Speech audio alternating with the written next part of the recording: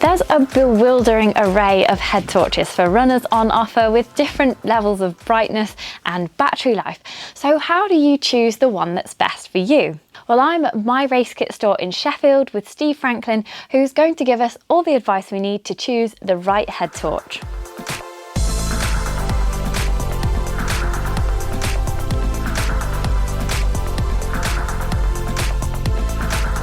I mean, how bright does a head torch really need to be for trail runners? They measure light in lumens.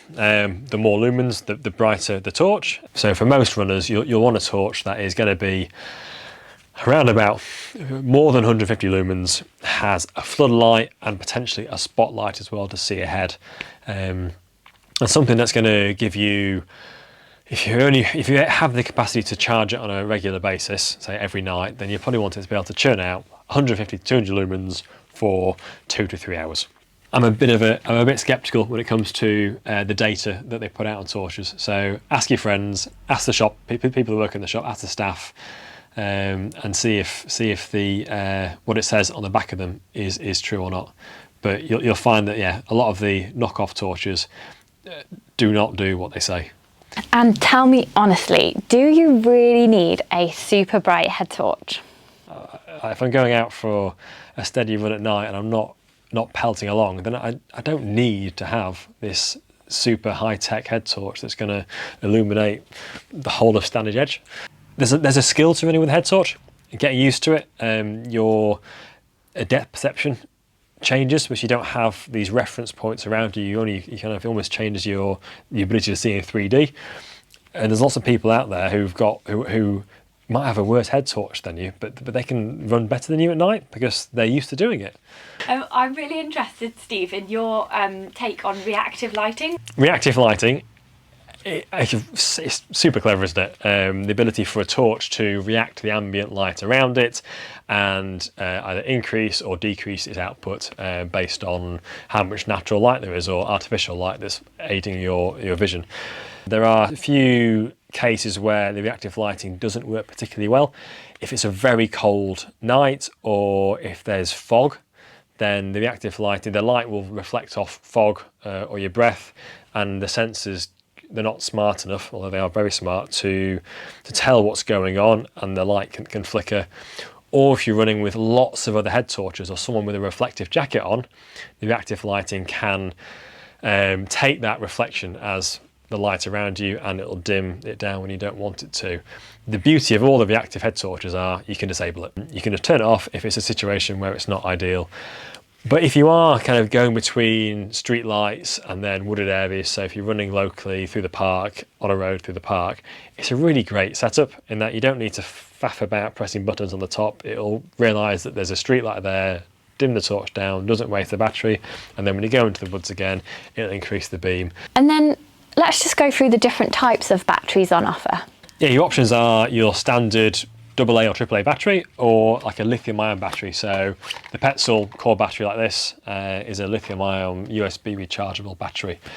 The pros and cons of the two systems: a lithium-ion battery obviously is rechargeable, so in terms of spending money on batteries is more economical. A battery like this will generally give you a sort of relatively consistent output for, let's say, an hour, and then it'll drop off a cliff edge. They'll give you a warning. Your head torch will give you a couple of blips maybe, and say, hold on, I'm near the end, and then it'll have a really significant drop in its output. They do have a safety setting on them where you'll always get 15 lumens at your head torch to get you home, and they'll stay on that for a very long time. Whereas your kind of AAA batteries, they'll degrade at a more gradual rate. So you'll start at 100 lumens, then you'll go down to 95 and so on, and they'll slowly get less bright. So it's again, it swings around about. So if you've got spare ones of these, then they're probably better, so you get a more consistent output, but they do have a habit of just dropping off a cliff edge. There are things like the Arctic core here, which are compatible with both lithium-ion and AAA batteries, so best of both worlds.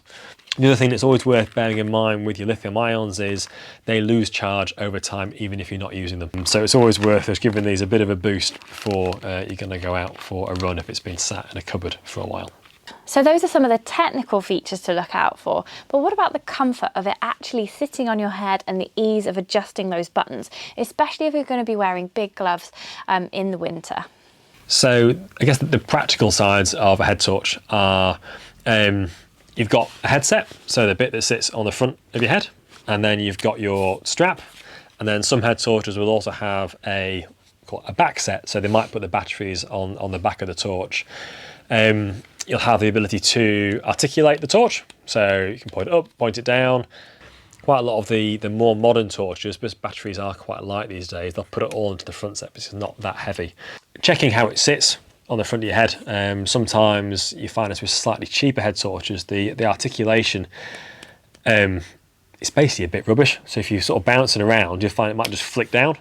Whereas your higher spec head torches will be designed that doesn't happen even over time. How the strap works at the back is important too. So this is a really nice design where it gives you, basically makes it more balanced over the back of the head. And other things to be aware of, if you are going out at night, you might have gloves on. So being able to basically use a torch with a pair of gloves on, so knowing where you're going to press the buttons. If the buttons are too close together and you've got a big fat glove on, it might be totally impractical for you. We tend to have a couple of our own ones we leave down at the store, so you can always try them on, have a go with them. In winter, we'll get the brands to send their head torches when we do shoe demos. So it's a really great opportunity to try on 4 different head torches on a run. You get a warranty with torches.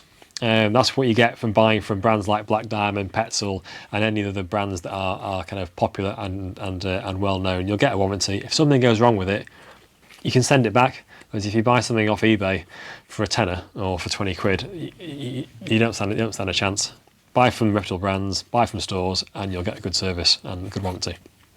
And then finally, the weight of the head torch. I suppose you've got a balance between the level of brightness you need and the amount of battery that you're willing to carry. Most of the head torches we have here are relatively lightweight units because they are designed specifically for runners. The thing to really bear in mind with weight is, again, how heavy it is in any one place on your head. So if it's got a really heavy front headset, then it might not be very comfortable, and it might bob a little bit.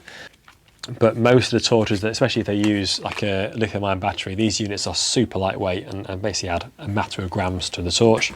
Whereas if you've got 3 AA's, that is a bit of extra weight there. And it's also worth bearing in mind if you're going out for a long run and you want to have a spare set of batteries or even a spare head torch, you might have one that's a little heavier and then you might have a backup torch that is, I don't know, 50 grams. It won't churn out as much, but it'll always get you home. Thanks, Steve. I hope that's given you an insight into what type of head torch to go for and some good advice on all the features that you might want to look for. So head to your nearest myRaceKit store in Sheffield or Essex, and their fully trained staff will help you find your perfect head torch. Or use the information in this film to make your choice from their extensive selection online at myRaceKit.com.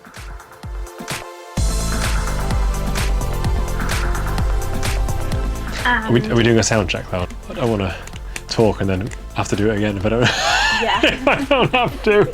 So Claire's just told me this is great if you've got a ponytail, something I don't suffer with all these days, although I did have a ponytail when I was younger.